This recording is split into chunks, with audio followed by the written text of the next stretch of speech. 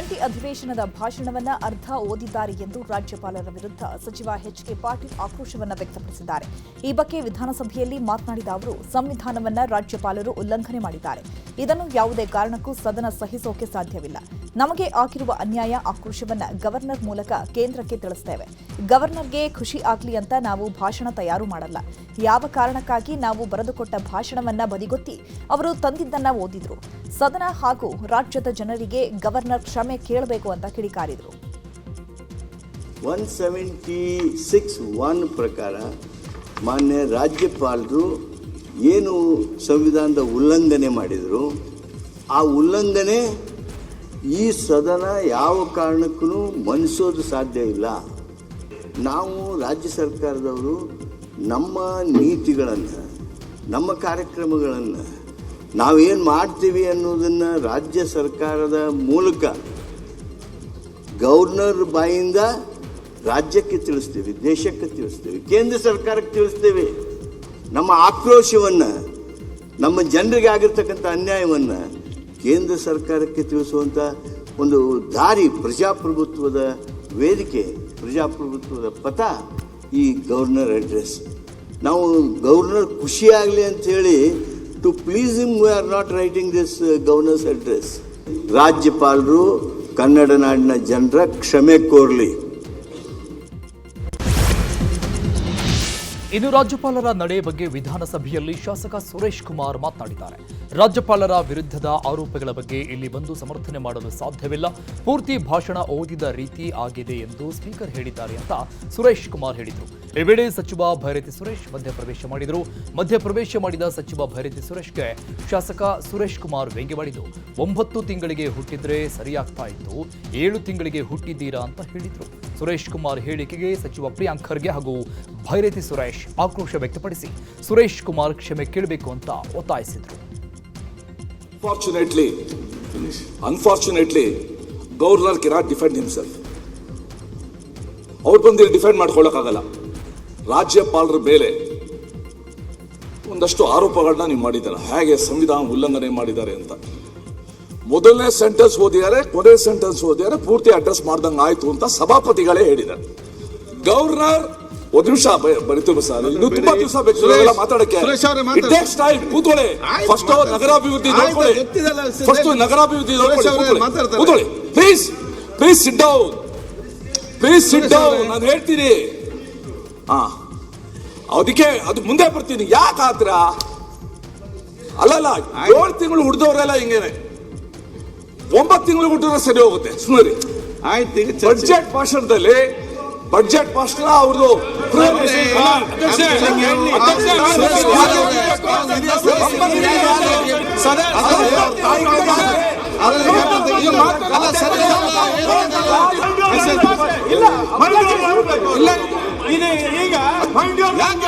Unparliamentary ಅಲ್ಲ ಅದು.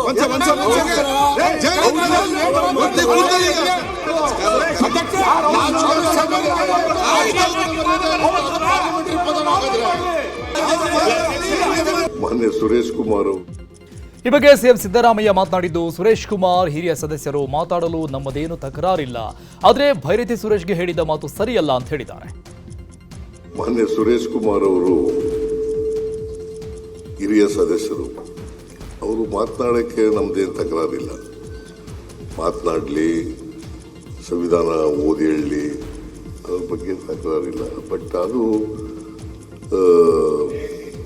ಭೈರತಿ ಸುರೇಶ್ ಅವರಿಗೆ ಹೇಳಿದಂಥ ಮಾತುಗಳಿದೆಯಲ್ಲ, ನೀವು 9 ತಿಂಗಳಿಗೆ ಹುಟ್ಟಿದ್ದೀರಿ, 7 ತಿಂಗಳಿಗೆ ಹುಟ್ಟಿದ್ದೀರಿ, ಅದು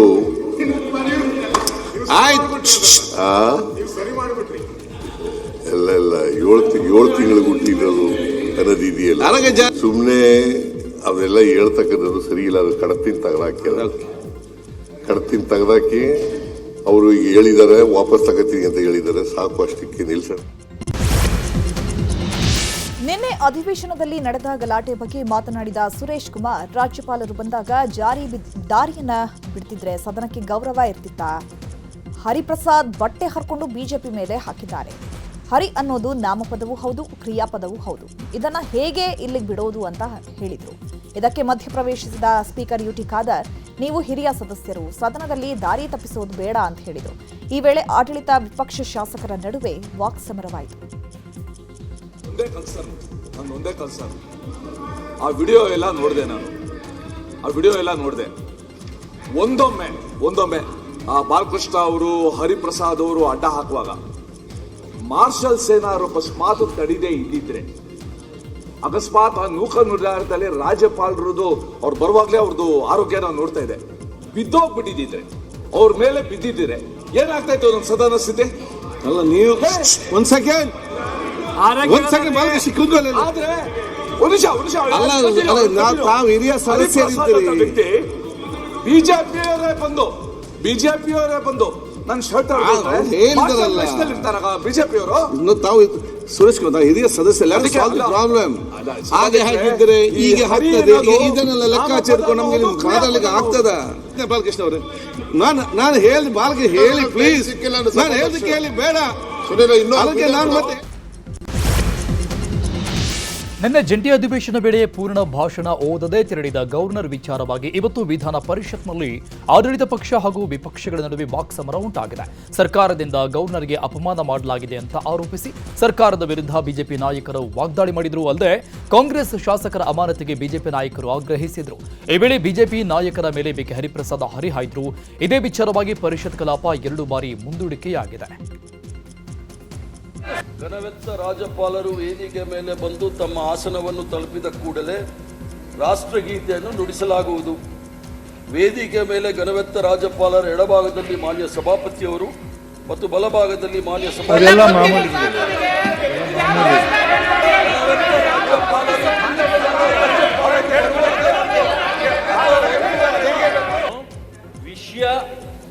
ವಿಷಯ ಎತ್ತೋದಕ್ಕೂ ಮುಂಚೆ ಕ್ರಿಯಾಲೋಪ ಅಂದಿದ್ದು ಕೂಡ ಲೋಪ ಅಲ್ಲವೇ? ಕ್ರಿಯಾಲೋಪ ಅಂದಮೇಲೆ ಅದು ಲೋಪ ಅಲ್ವೇ? ಗುಂಡಗರ್ದಿ ನಡೆಯೋದಿಲ್ಲ, ಅಮಾನತು ಆಗಲೇಬೇಕು,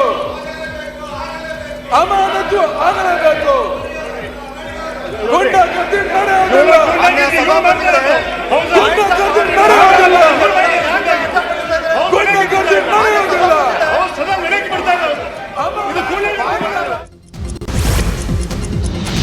ರಾಜ್ಯಪಾಲರ ನಡೆ ಬಗ್ಗೆ ಸಿಎಂ ಸಿದ್ದರಾಮಯ್ಯ ಮಾತನಾಡಿದ್ದು, ಗವರ್ನರ್ ಓಡಿ ಹೋಗಲಿಲ್ಲ, ಫಾಸ್ಟ್ ಆಗಿ ಹೋದ್ರು ಎಂದಿದ್ದಾರೆ. ಅವರು ರಾಜ್ಯದ ಗವರ್ನರ್ ಹೊರತು ನಿಮ್ಮ ಅಥವಾ ನಮ್ಮ ಗವರ್ನರ್ ಅಲ್ಲ. ಮೈ ಗವರ್ನಮೆಂಟ್ ಅಂತ ಹೇಳೋದು ತಪ್ಪೇನಲ್ಲ. ಸರ್ಕಾರದ ಮುಖ್ಯಸ್ಥ ಅವರು. ರಾಷ್ಟ್ರಗೀತೆ ಕೇಳಿ ಹೋಗ್ಬೇಕಿತ್ತು. ಅವರು ಎಷ್ಟಾದರೂ ಓದ್ಲಿ, ಆದರೆ ರಾಷ್ಟ್ರಗೀತೆ ಮುಗಿಸೋವರೆಗಾದ್ರೂ ಇರಬೇಕಲ್ವಾ? ಅದು ರಾಷ್ಟ್ರಗೀತೆಗೆ ಅವಮಾನ ಮಾಡಿದಂತಲ್ವಾ? ಗವರ್ನರ್ ಓಡಿ ಹೋಗಿಲ್ಲ, ಫಾಸ್ಟಾಗಿ ಹೋದ್ರು ಎಂದಿದ್ದು ಅಷ್ಟೇ. ಅವರು ಮುಂದೆ ಹೊರಟು ಹೋಗಿದ್ರು, ನಾನೇ ಅವರ ಹಿಂದೆ ಓಡಿ ಹೋಗಿ ಅವರನ್ನ ಕಳುಹಿಸಿಕೊಟ್ಟೆ ಎಂದಿದ್ದಾರೆ. ಓಡೋಗ್ಲಿಲ್ಲ, ಅವರು ನಾನೇ ಹೋಗುವಾಗ ಕರೆದೆ ಅವರಿಗೆ. ಅವರು ಫಾಸ್ಟ್ ಬಂದರು ಅಷ್ಟೇನೆ. ಅದನ್ನ ಅವರು ರಾಜ್ಯಪಾಲರು ಆ ಥರ ಹೋಗ್ಬಾರ್ದಾಗಿ, ಬಿಕಾಸ್ ಅಷ್ಟೊಂದು ಆತುರವಾಗಿ ಕೇಳಪ್ಪ, ಸುಮ್ಮನೆ ಏನೋ ಆತರ ಹೆಂಗ್ ಹೋಗ್ಬಿಡ್ತಾರೆ. ಈಗ ಸುರೇಶ್ ಕುಮಾರ್ ನೋಡೋದೇನು ಏನ್ ನೋಡ್ತೀರಿ? ಒಂದ್ ಸೆಕೆಂಡ್ ಮುಖ್ಯಮಂತ್ರಿ ನೋಡ್ತಾ ಇದ್ದೀರಿ ನನಗೆ. ಆಯ್ತು, ಮುಗಿಸ್ಲಿ. ಯಾರ್ ಗವರ್ನರು ಅಲ್ಲ, ಸ್ಟೇಟ್ ಗವರ್ನರ್ ಅವರು. ನಿಮ್ ಗವರ್ನರು ಅಲ್ಲ, ನಮ್ ಗವರ್ನರು ಅಲ್ಲ. Is the head of the state. ರಾಜ್ಯಪಾಲರ ನಡೆ ಸಂಬಂಧ ನಿನ್ನೆ ಸಚಿವ ಸಂಪುಟದಲ್ಲಿ ಗೋ ಬ್ಯಾಕ್ ಗವರ್ನರ್ ಬಗ್ಗೆ ಚರ್ಚೆ ಮಾಡಲಾಗಿದೆ. ಈ ಬಗ್ಗೆ ಮುಖ್ಯಮಂತ್ರಿ ಕಾನೂನು ಸಲಹೆಗಾರ ಎಸ್ ಪೊನ್ನಣ್ಣ ಪ್ರತಿಕ್ರಿಯೆ ನೀಡಿದ್ದು, ರಾಜ್ಯಪಾಲರ ಈ ನಡೆ ಸಂವಿಧಾನದ ವಿರುದ್ಧವಾಗಿ ಇದೆ ಅಂತ ಹೇಳಿದ್ದಾರೆ. ಗೋ ಬ್ಯಾಕ್ ಗವರ್ನರ್ ಅಂತ ಹೇಳುವಂಥದ್ದು ಚರ್ಚೆಯನ್ನು ನಾವು ಪ್ರಾರಂಭ ಮಾಡಿಲ್ಲ. ಬಹುಶಃ ಅವ್ರು ಚರ್ಚೆ ಮಾಡಿ ಯಾವ ಥರ ನಿರ್ದೇಶನ ಕೊಡ್ತಾರೆ ಅದನ್ನು ಪಾಲನೆ ಮಾಡೋದು ನಾವು ಮಾಡ್ತೀವಿ. ಇನ್ನು ಇದೇ ವಿಚಾರವಾಗಿ ಶಾಸಕ ಶರತ್ ಬಚ್ಚೇಗೌಡ ಮಾತನಾಡಿದರು. ಪ್ರಜಾಪ್ರಭುತ್ವ ವ್ಯವಸ್ಥೆಯಲ್ಲಿ ಕೊಟ್ಟ ಭಾಷಣದ ಪದ್ಧತಿಯನ್ನ ರಾಜ್ಯಪಾಲರು ಗಾಳಿಗೆ ತೂರಿದ್ದಾರೆ ಅಂತ ಆರೋಪಿಸಿದ್ದಾರೆ. ಇವತ್ತು ಗವರ್ನರು ರಾಜ್ಯ ಸರ್ಕಾರ ಕೊಟ್ಟಂತ ಒಂದು ಭಾಷಣ ಓಡಿದಂತ ಒಂದು ಪದ್ಧತಿ ಏನಿತ್ತು, ಆ ಪದ್ಧತಿನ ಇವತ್ತು ಗಾಳಿಗೆ ತೂರಿ ಪೂರ್ತಿ. ಇನ್ನು ಸಾರಿಗೆ ಸಚಿವ ರಾಮಲಿಂಗಾರೆಡ್ಡಿ ಮಾತನಾಡಿದರು. ಆಯಾ ಸರ್ಕಾರ ತಯಾರು ಮಾಡಿದ ಭಾಷಣವನ್ನು ರಾಜ್ಯಪಾಲರು ಓದುವುದು ಸಂಪ್ರದಾಯ. ರಾಜ್ಯಪಾಲರು ಸಂವಿಧಾನಕ್ಕೆ ಅಪಮಾನ ಮಾಡಿದ್ದಾರೆ ಅಂತ ಆಕ್ರೋಶ ವ್ಯಕ್ತಪಡಿಸಿದರು. ನಿನ್ನೆ ರಾಜ್ಯಪಾಲರು ಭಾಷಣವನ್ನು ಕೇವಲ ಕೆಲವೇ ಸೆಕೆಂಡ್ಗಳಲ್ಲಿ ಮುಗಿಸೋವಂಥ ಕೆಲಸವನ್ನು ಮಾಡಿರ್ತಕ್ಕಂಥದ್ದನ್ನು ನೋಡಿದಾಗ ಎಲ್ಲೋ ಒಂದು ಕಡೆಗೆ ಪ್ರಜಾಪ್ರಭುತ್ವದಲ್ಲಿ ಮೌಲ್ಯಗಳ ಕುಸಿತ ಮತ್ತು ಸಂವಿಧಾನಬದ್ಧವಾಗಿರ್ತಕ್ಕಂಥ ರೀತಿಯಲ್ಲಿ ನಡೀತಿಲ್ಲ ಅಂತಕ್ಕಂಥ ರೀತಿಯಲ್ಲಿ ಭಾವನೆ ಬರ್ತದೆ. ತಮಿಳುನಾಡು, ಕೇರಳ ಮತ್ತು ಕರ್ನಾಟಕದಲ್ಲಿ ಆಗ್ತಾ ಇರತಕ್ಕಂಥದ್ದು ನೋಡಿದಾಗ ಅದು ಕೇಂದ್ರ ಸರ್ಕಾರದ ಮಧ್ಯಪ್ರವೇಶ ಜಾಸ್ತಿ ಆಗ್ತಾ ಇದೆ, ಅದು ರಾಜಕೀಯವಾಗಿ ನಿಯಂತ್ರಣ ಮಾಡ್ತಾ ಇದ್ದಾರೆ ಅಂತಕ್ಕಂಥ ಭಾವನೆ ಬರ್ತದೆ. ನಿನ್ನೆ ರಾಜ್ಯಪಾಲರು ಭಾಷಣವನ್ನು ಕೇವಲ ಕೆಲವೇ ಸೆಕೆಂಡ್ಗಳಲ್ಲಿ ಮುಗಿಸೋವಂಥ ಕೆಲಸವನ್ನು ಮಾಡಿರ್ತಕ್ಕಂಥದ್ದನ್ನು ನೋಡಿದಾಗ ಎಲ್ಲೋ ಒಂದು ಕಡೆಗೆ ಪ್ರಜಾಪ್ರಭುತ್ವದಲ್ಲಿ ರಾಜ್ಯಪಾಲರ ನಡೆಯನ್ನ ರಾಜ್ಯಸಭಾ ಸದಸ್ಯ ಈರಣ್ಣ ಗಡಾಡಿ ಸಮರ್ಥಿಸಿಕೊಂಡಿದ್ದಾರೆ. ಈ ಬಗ್ಗೆ ಬೆಳಗಾವಿಯಲ್ಲಿ ಮಾತನಾಡಿದ ಅವರು, ವಿಧಾನಸಭೆಯಲ್ಲಿ ನಿನ್ನೆ ರಾಜ್ಯಪಾಲರ ಮೇಲೆ ಗೂಂಡಾವರ್ತನೆಯಾಗಿದೆ. ರಾಜ್ಯಪಾಲರನ್ನ ವಿಧಾನಸಭೆಯಲ್ಲಿ ಗೌರವದಿಂದ ನಡೆಸಿಕೊಳ್ಳಬೇಕು. ಪಶ್ಚಿಮ ಬಂಗಾಳದ ರೀತಿಯಲ್ಲಿ ರಾಜ್ಯ ಸರ್ಕಾರ ವರ್ತನೆ ಮಾಡ್ತಾ ಇದೆ ಅಂತ ಹೇಳಿದರು. ನಿನ್ನೆ ನಡೆದಂಥ ಘಟನೆ, ಅಲ್ಲಿ ರಾಜ್ಯಪಾಲರಿಗೆ ಅಡ್ಡಿಪಡಿಸಿರುವಂಥದ್ದು, ಅವ್ರ ಮೇಲೆ ಗೂಂಡಾವರ್ತನೆ ತೋರಿರುವಂಥದ್ದು ಈ ಪ್ರಜಾಪ್ರಭುತ್ವ ದೇಗುಲದಲ್ಲಿ ನಡೆದಂಥ ಅತ್ಯಂತ ಕರಾಳ ದಿನ ಅಂತ ಹೇಳಿ ನಾನು ಹೇಳಲಿಕ್ಕೆ ಬಯಸ್ತೇನೆ. ಇವತ್ತು ರಾಜ್ಯಪಾಲ ಥಾವರ್ಚಂದ್ ಗೆಹ್ಲೋಟ್ ಭಾಷಣವನ್ನು ಅರ್ಧಕ್ಕೆ ಮೊಟಕುಗೊಳಿಸಿರುವುದನ್ನು ವಿರೋಧಿಸಿ ಮೈಸೂರಿನ ರಾಮಸ್ವಾಮಿ ವೃತ್ತದ ಬಳಿ ಪ್ರತಿಭಟನೆ ಮಾಡಲಾಗಿದೆ. ಮಾಜಿ ಶಾಸಕ ಎಂಕೆ ಸೋಮಶೇಖರ್, ಕಾಂಗ್ರೆಸ್ ವಕ್ತಾರ ಎಂ ಲಕ್ಷ್ಮಣ್ ನೇತೃತ್ವದಲ್ಲಿ ಕಾಂಗ್ರೆಸ್ ಕಾರ್ಯಕರ್ತರು ಸಂವಿಧಾನದ ಪುಸ್ತಕ ಹಿಡಿದು ಪ್ರತಿಭಟಿಸಿದ್ದಾರೆ. ಇನ್ನು ಚಾಮರಾಜನಗರದಲ್ಲೂ ಕೂಡ ರಾಜ್ಯಪಾಲರ ವಿರುದ್ಧ ಪ್ರತಿಭಟನೆ ಆಗಿದೆ. ರಾಷ್ಟ್ರೀಯ ಹೆದ್ದಾರಿ ತಡೆದು ಯುವ ಕಾಂಗ್ರೆಸ್ ಕಾರ್ಯಕರ್ತರು ಪ್ರತಿಭಟಿಸಿದ್ದಾರೆ.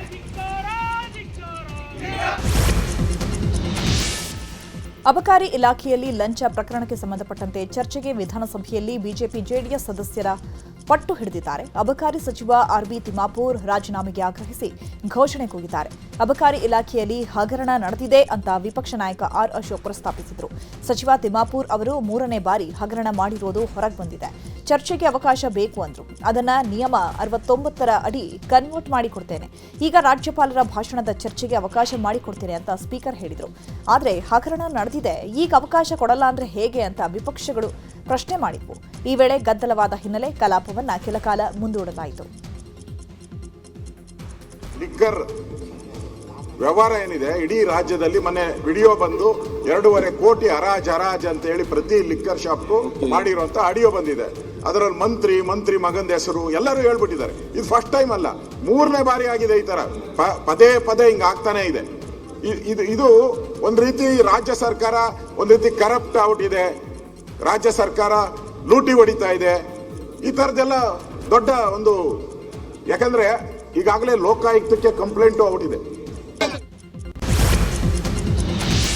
ಆರೋಗ್ಯ ಸಚಿವ ದಿನೇಶ್ ಗುಂಡೂರಾವ್ ವಿರುದ್ಧ ವಿಪಕ್ಷ ನಾಯಕ ಆರ್ ಅಶೋಕ್ ಕಿಡಿಕಾರಿದ್ರು. ದಿನೇಶ್ ಆರೋಗ್ಯ ಸಚಿವರಾದಾಗಿನಿಂದ ಆರೋಗ್ಯ ಇಲಾಖೆ ಅನಾರೋಗ್ಯ ಪೀಡಿತವಾಗಿದೆ ಅಂತ ಅಶೋಕ್ ಹೇಳಿದ್ರು.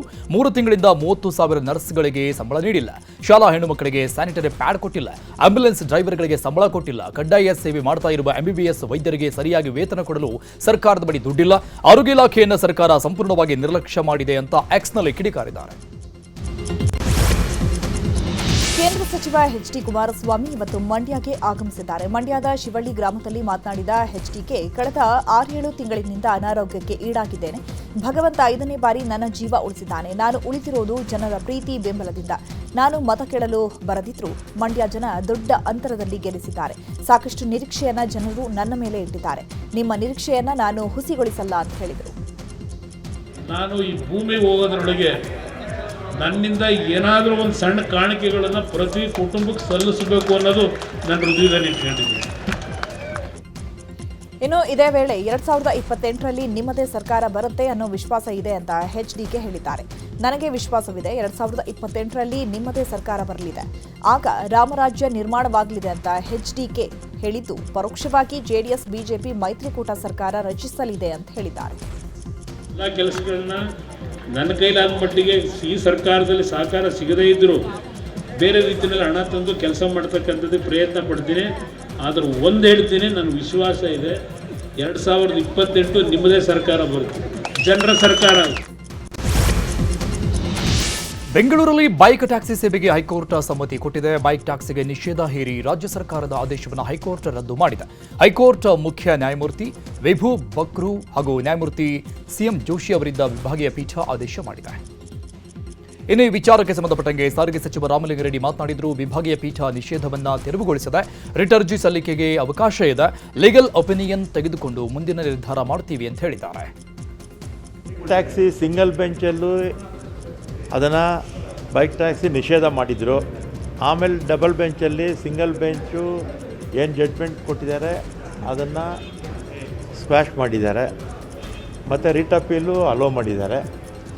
ಜಡ್ಜ್ಮೆಂಟ್ ಕಾಪಿ ಬರಲಿ, ಬಂದ ಮೇಲೆ ಆಮೇಲೆ ಮಿಕ್ಕಿದ್ದು ನಿಮ್ಮ ಹತ್ರ ಮಾತಾಡ್ತೀನಿ.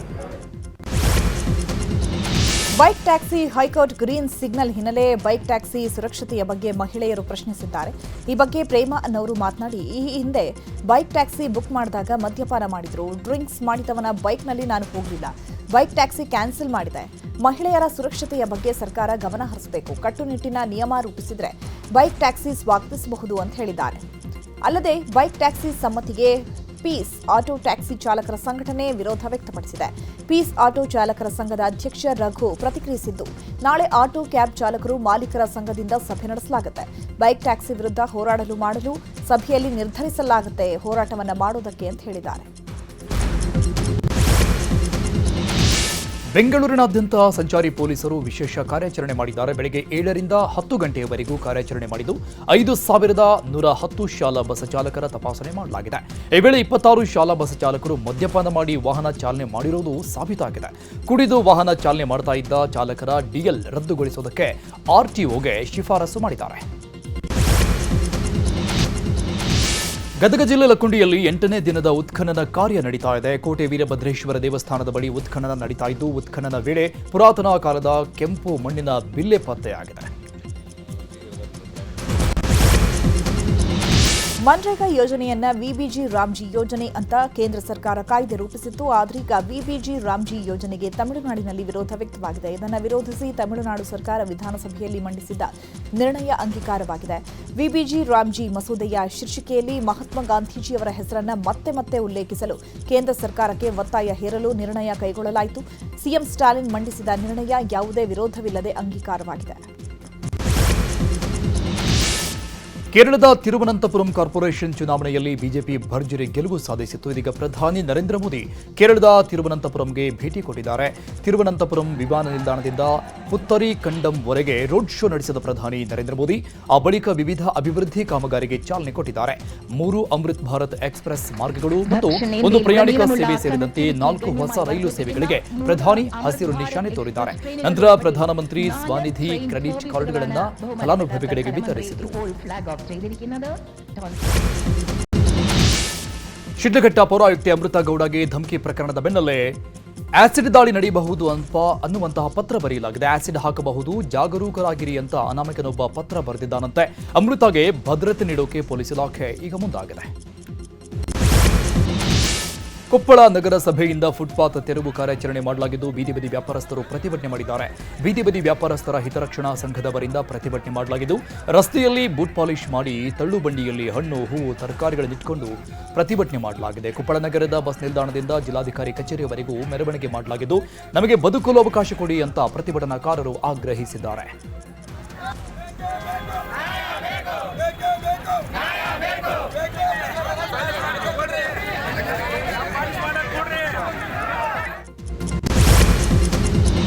ಶಿವಮೊಗ್ಗ ರಾಷ್ಟ್ರೀಯ ಹೆದ್ದಾರಿಯ ಬಿಎಚ್ ರಸ್ತೆಯಲ್ಲಿ ಭಾರೀ ಪ್ರಮಾಣದ ಮಣ್ಣು ಕುಸಿತವಾಗಿದೆ. ಶಿವಮೊಗ್ಗ ಭದ್ರಾವತಿ ಮಧ್ಯದ ಮಾಚೇನಹಳ್ಳಿ ಬಳಿ ಮಣ್ಣು ಕುಸಿತವಾಗಿದೆ. ಮಾಚೇನಹಳ್ಳಿಯ ಬಳಿ ಚತುಷ್ಪಥ ರಾಷ್ಟ್ರೀಯ ಹೆದ್ದಾರಿ ಕಾಮಗಾರಿ ನಡೀತಾ ಇದ್ದು, ಅಂಡರ್ ಪಾಸ್ ನಿರ್ಮಾಣ ಕಾಮಗಾರಿ ಸ್ಥಳದಲ್ಲಿ ಮಣ್ಣು ಕುಸಿತವಾಗಿದೆ. ಒಂದೇ ಭಾಗದಲ್ಲಿ ಸರ್ವಿಸ್ ರಸ್ತೆ ಇರುವಂತಹ ಕಾರಣ ವಾಹನ ಸಂಚಾರಕ್ಕೆ ಅಡಚಣೆ ಉಂಟಾಗಿದೆ. ಈ ಹಿಂದೆಯೂ ಇಲ್ಲಿ ಮಣ್ಣು ಕುಸಿತವಾಗಿತ್ತು ಅಂತ ಹೇಳಲಾಗಿದೆ. ನಿಧಾನಗತಿಯ ಕಾಮಗಾರಿಗೆ ವಾಹನ ಸವಾರರು ಆಕ್ರೋಶ ವ್ಯಕ್ತಪಡಿಸಿದ್ದಾರೆ. ಮೈಸೂರಿನ ಹೆಚ್ಡಿಕೋಟೆ ಪಟ್ಟಣದ ಶಾಂತಿಪುರ ಗ್ರಾಮದಲ್ಲಿ ಅಂಗನವಾಡಿ ಕಟ್ಟಡ ಕುಸಿದು 5 ವರ್ಷ ಆಗಿದೆ. ಆದರೆ ಈವರೆಗೂ ಹೊಸ ಕಟ್ಟಡ ಕಟ್ಟಿಸಿಲ್ಲ. 10-15 ಮಕ್ಕಳಿರು ಈ ಅಂಗನವಾಡಿ ಕೇಂದ್ರ ಬಾಡಿಗೆ ಕಟ್ಟಡದಲ್ಲಿ ನಡೀತಿದೆ. ಕೂಡಲೇ ಹೊಸ ಕಟ್ಟಡ ಕಟ್ಟಿಸಿಕೊಡಿ ಅಂತ ಸ್ಥಳೀಯರು ಆಗ್ರಹಿಸಿದ್ದಾರೆ. ಬೆಳಗಾವಿಯಲ್ಲಿ ಸುಸಜ್ಜಿತ ಮಾರುಕಟ್ಟೆ ನಿರ್ಮಾಣವಾಗಿ 5 ವರ್ಷ ಕಳೆದಿದೆ. ಆದರೆ 5 ವರ್ಷಗಳಿಂದ ವ್ಯಾಪಾರಿಗಳಿಗೆ ಮಳಿಗೆಗಳನ್ನೇ ಹಂಚಿಕೆ ಮಾಡಿಲ್ಲ. ವಾರಕ್ಕೊಮ್ಮೆ ಸಂತೆ ರಸ್ತೆ ಬದಿ ನಡೀತಾ ಇರೋ ಕಾರಣ ವ್ಯಾಪಾರಿಗಳಿಂದ ನಾಥಪೈ ವೃತ್ತದ ಬಳಿ ಟ್ರಾಫಿಕ್ ಕಿರಿಕಿರಿ ಉಂಟಾಗ್ತಾ ಇದೆ. ಕೂಡಲೇ ಮಳಿಗೆ ಹಂಚಿಕೆ ಮಾಡಿ ಅಂತ ಸ್ಥಳೀಯರು ಒತ್ತಾಯಿಸುತ್ತಿದ್ದಾರೆ. ಹರಿಯಾಣದ ಗುರುಗ್ರಾಮದಲ್ಲಿ ಲೈವ್ ಕಿಡ್ನಾಪ್ ನಡೆದಿದೆ. ದುಷ್ಕರ್ಮಿಗಳು ಡೆಲಿವರಿ ಹುಡುಗನನ್ನ ಅಪಹರಿಸಿದ್ದಾರೆ. ದೊಣ್ಣೆಯಿಂದ ಹಲ್ಲೆ ಮಾಡಿ ಬಲವಂತವಾಗಿ ಕಾರು ಹತ್ತಿಸಿಕೊಂಡು ಹೋಗಿದ್ದಾರೆ. ಈ ವಿಡಿಯೋ ವೈರಲ್ ಆಗ್ತಾ ಇದ್ದಂತೆ ಗುರುಗ್ರಾಮ ಪೊಲೀಸರು ಅಲರ್ಟ್ ಆಗಿ ಆರೋಪಿಗಳನ್ನ ಚೇಸ್ ಮಾಡಿ 2 ಆರೋಪಿಗಳನ್ನ ಬಂಧಿಸಿದ್ದಾರೆ. ಪವಿತ್ರ ಗೌಡ ಮನೆ ಊಟ ಪ್ರಶ್ನಿಸಿ ರಾಜ್ಯ ಸರ್ಕಾರ ಹೈಕೋರ್ಟ್ಗೆ ಮೇಲ್ಮನವಿ ಸಲ್ಲಿಸಿದೆ. ಹೈಕೋರ್ಟ್ನಲ್ಲಿ ಮೇಲ್ಮನವಿ ಅರ್ಜಿ ವಿಚಾರಣೆ ನಡೆದಿದ್ದು, ಸರ್ಕಾರದ ಅರ್ಜಿಗೆ ಲಕ್ಷ್ಮಣ್ ನಾಗರಾಜ್ ಪರ ವಕೀಲ ಸುನಿಲ್ ಆಕ್ಷೇಪ ವ್ಯಕ್ತಪಡಿಸಿದ್ದಾರೆ. ಮನೆ ಊಟದ ಬಗ್ಗೆ ಮಾರ್ಗಸೂಚಿ ರೂಪಿಸುವುದು ಅಗತ್ಯವೆಂದು ನ್ಯಾಯಮೂರ್ತಿ ಎಂ ನಾಗಪ್ರಸನ್ನ ಅವರಿದ್ದ ಹೈಕೋರ್ಟ್ ಪೀಠ ಸೂಚನೆ ನೀಡಿ ವಿಚಾರಣೆ ಫೆಬ್ರವರಿ 2ಕ್ಕೆ ಮುಂದೂಡಿಕೆ ಮಾಡಿದೆ. ಬಾಲ್ಯದ ಗೆಳತಿ ಸಾಯಿ ಸಂಧ್ಯಾರೊಂದಿಗೆ ನಟ ಉಗ್ರ ಮಂಜು ಸಪ್ತಪದಿ ತುಳಿದಿದ್ದಾರೆ. ಧರ್ಮಸ್ಥಳದ ಮಹೋತ್ಸವ ಸಭಾಭವನದಲ್ಲಿ ಕುಟುಂಬಸ್ಥರು, ಸ್ನೇಹಿತರ ಸಮ್ಮುಖದಲ್ಲಿ ದಾಂಪತ್ಯ ಜೀವನಕ್ಕೆ ಕಾಲಿಟ್ಟಿದ್ದಾರೆ.